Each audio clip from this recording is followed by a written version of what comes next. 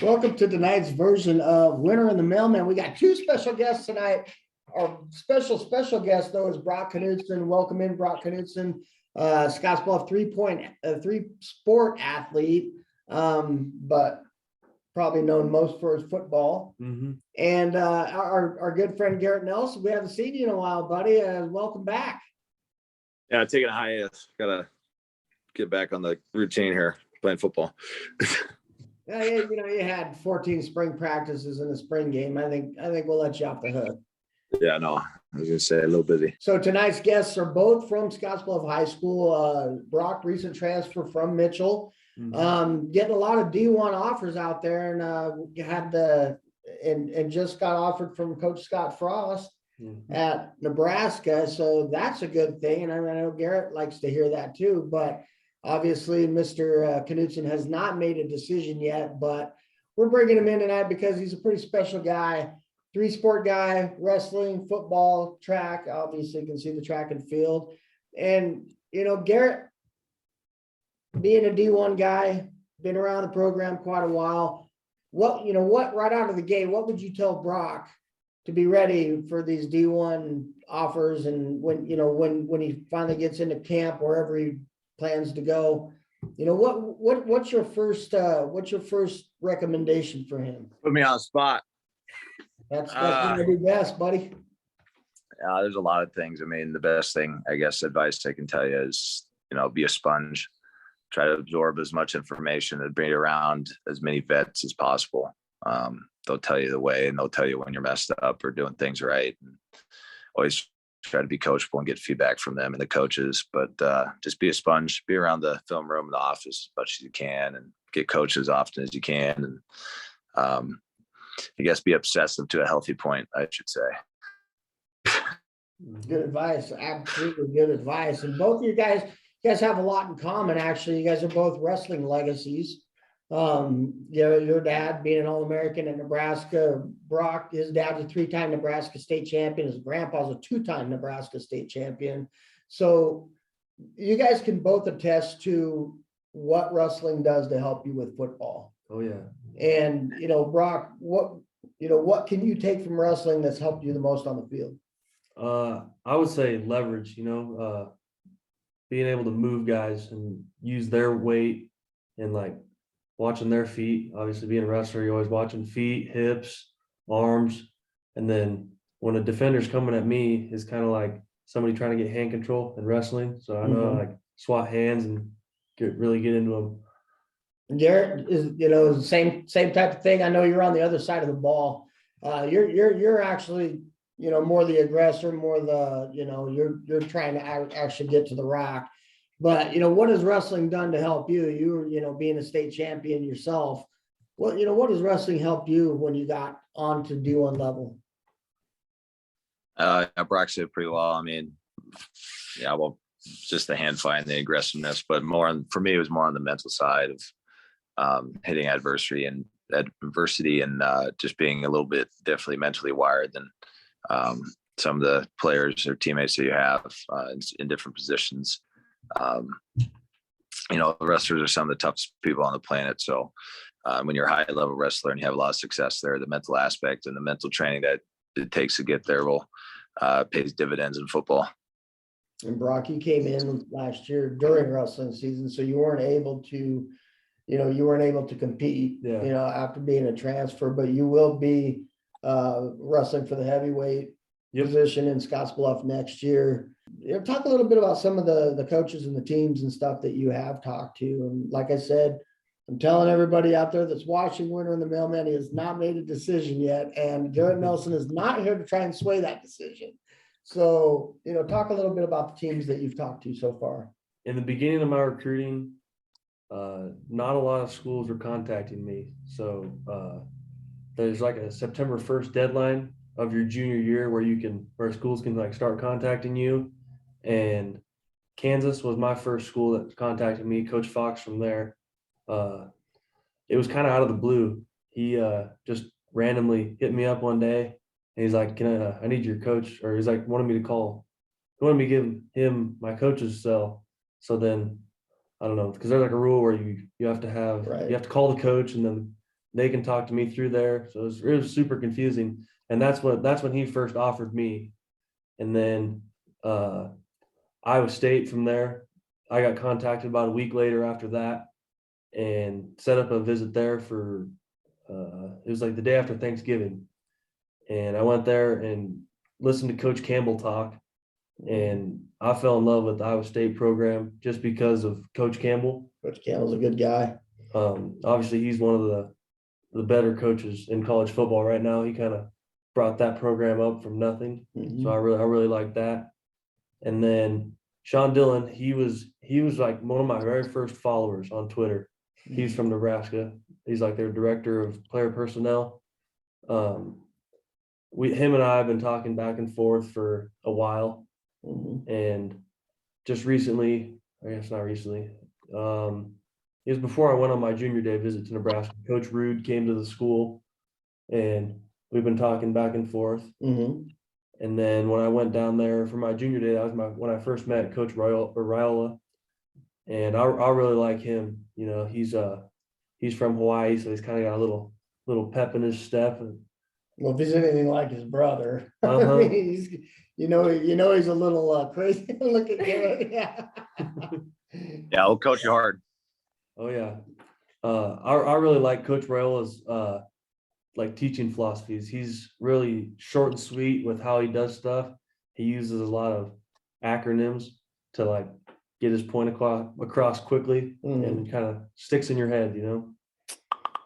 Yeah, Garrett, the recruiting process for you was probably kind of along the same lines. Would you say so, or did you kind of had your mind set?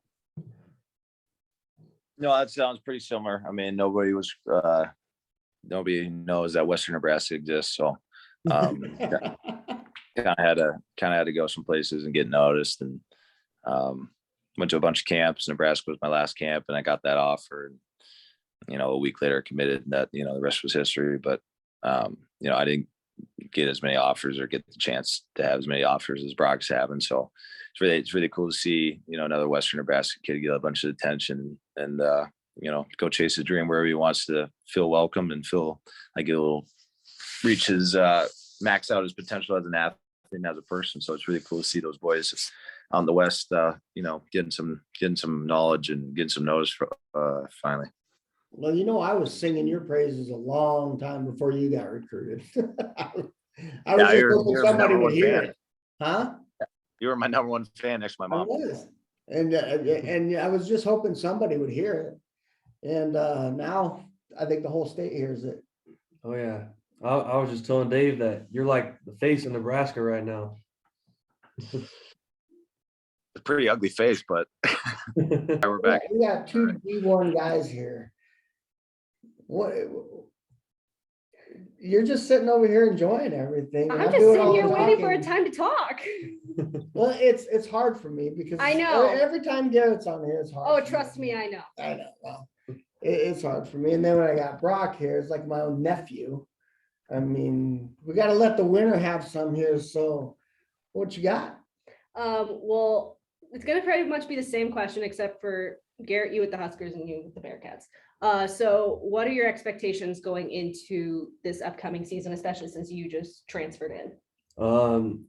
I got big expectations for the team. Sebastian Boyle, he's 2024 running back. He rushed for, I think, 1,700 yards last year as a sophomore. That's crazy. So a goal of him and I's is to get that 2,000 yards rushing. Hopefully break Sebastian Harsh's record. And then after that, go on win the state championship. We got a great quarterback. We're pretty good at linebackers. We had Josiah Mobley, who had like 130 tackles this year or something like that. It's crazy. It's over 100. Yeah. So I think we're pretty stacked and have a good shot. Yeah, you guys just got done with spring practices. You got the first sack of the game. So proud of you there. What are your expectations coming in? I mean, I know you guys got summer workouts and then into fall, but how was the spring? How was the spring stuff? And then, what are your expectations for this year? Spring was pretty good, pretty solid. Stepping into that leadership role and I guess kind of making it my team, or me and Nick and Luke's team. Just trying to develop those young guys and step into those shoes of the older guys that we lost, and they did a really good job. Got a lot of reps under the belt. Got a bulk of our experiences in linebackers, and that back end figured themselves out pretty quickly with, who's running with the ones and twos, and interior D line took a little bit longer, but those guys, Nash and Mosai and Marquise Black, Rukon Buckley, those guys have stepped up big time. And with the addition of Casey coming back is big. Ty Robinson's always been a force in there, and he will continue to be. So defense, we figured ourselves out pretty quick. We always have that standard, the black shirt standard. I'm not going to let the guys that came before me down with letting that standard down. So goal, of mine and as defense is to obviously improve on the really good year we had last year. Offense looked really good. Obviously pretty mellow in the spring game because it's on TV. People are going to be scouting, so we wanted to be pretty mellow. But I'm really excited for those guys on the offensive line. Excited for the guy, new QB room figuring themselves out. It'll be really interesting to see that race, how it develops through camp and summer, and who gets the start. Oh. But just team wise, becoming just probably the closest team that I've been on since I've been in college, and that's huge. Camaraderie wise. Everybody loves each other. Everybody loves playing for each other. Everybody wants to get better and is obsessive, like I said, in a healthy way about football. So that's what we need. A lot of dudes doing a lot of right things. So hopefully that continues into the summer and this fall, and you can see it on the scoreboard.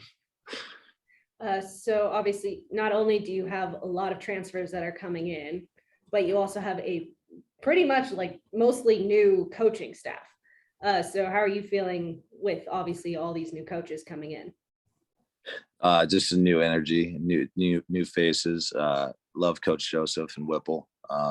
Dawson took over D-line, and I know I've been coached by Dawson forever, and he's done a phenomenal job. I owe him everything. So he'll continue to do his thing. I'm not worried about that. But offensively wise, Applewhite and Whip and Mickey, all those guys, I love Mickey to death. He coaches those guys so hard, harder probably than anybody else. And he's done a phenomenal job setting that standard on offense, and just offensively wise, having that mentality of every time we get the ball, we're going to score. And he's a great coach, developing people, his players into great people. Applewhite the same. Whip, the genius that he is, and being around football for so long, is get those quarterbacks, playing unbelievably. So the energy offensively and just in the team right now is pretty unmatched. It kind of opens up Coach Frost too with having Whip there, so he can focus on other things too and work with other things and not have to worry so much about the offense. And I heard Greg Sharp, Matt Davidson talking about that a little bit on Saturday, and I think that's going to be huge for him because Whipple doesn't need a babysitter. That guy knows what he's doing, and Coach Frost can actually get more looks at you guys as the season moves forward.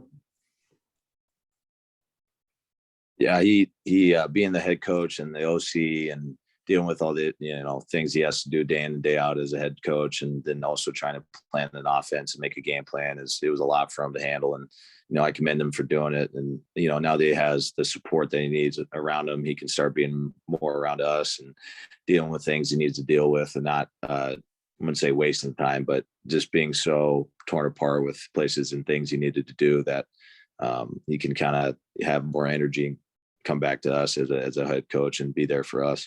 And we're going to move back to Brock because I know he's been listening intently here.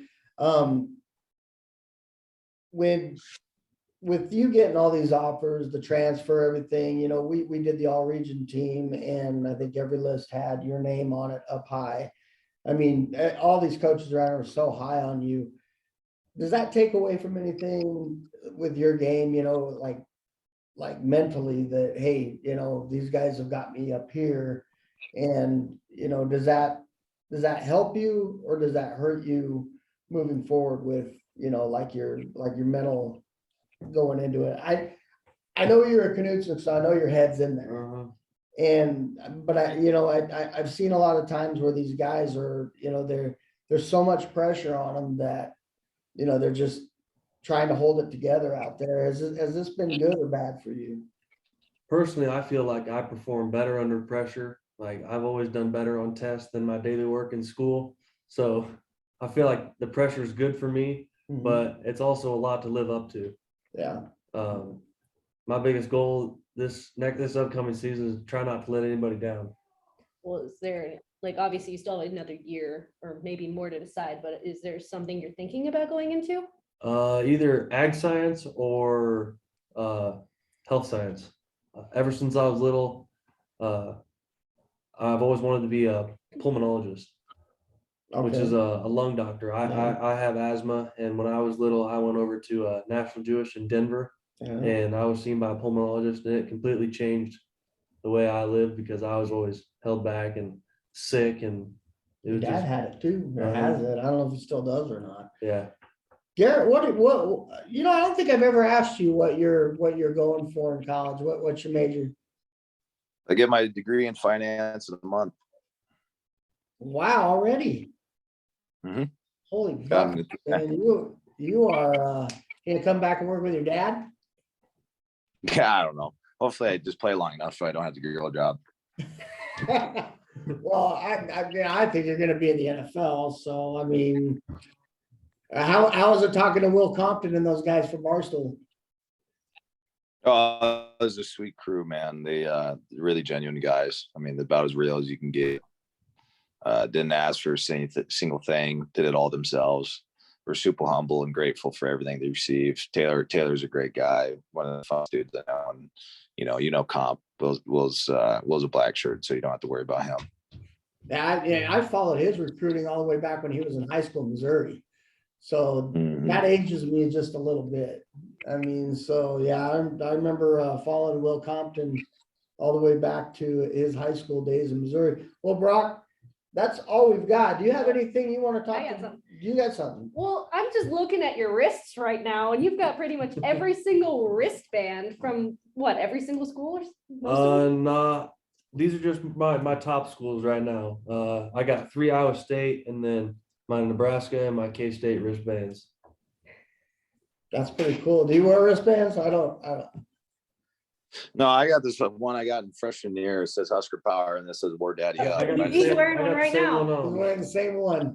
I haven't taken that off, but yeah, no, I got that in freshman year, and it's just kind of been on there. So, when you come like back, I said, I wasn't blessed to have all the offers or wristbands that Brock's doing. So it's really cool to see him go all these schools.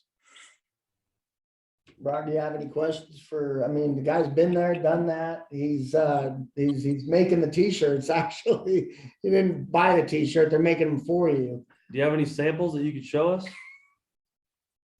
I don't actually right now. I guess I could just send Dave the logo, see how he thinks about it. Isn't it on your Twitter? Is that your logo? Yeah, it's on my Twitter. That's not the logo. That's the guy that he made it for me. And but the one I'm actually going to do is for me that we designed. Well, I'll put an order in for 4 of them right now.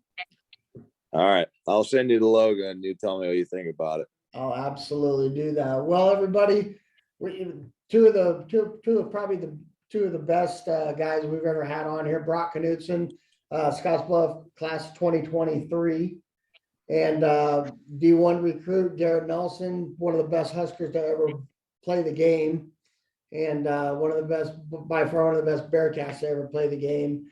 Good luck to both of you guys. You got track coming up and footballs next year. I guarantee you we're going to be talking to both of you guys a lot between now and then. And I know Garrett, once season starts, you're going to be forging forward, but we're going to stay on you guys and we're not going to let you go. Thank you guys again for being here tonight, Brianna. Thank you for joining us. I know it was kind of last minute and the technology issues that we were having. But for more sports coverage, you can go to starherald.com or you can pick up a print edition anywhere you can find them. And we will see you all next week.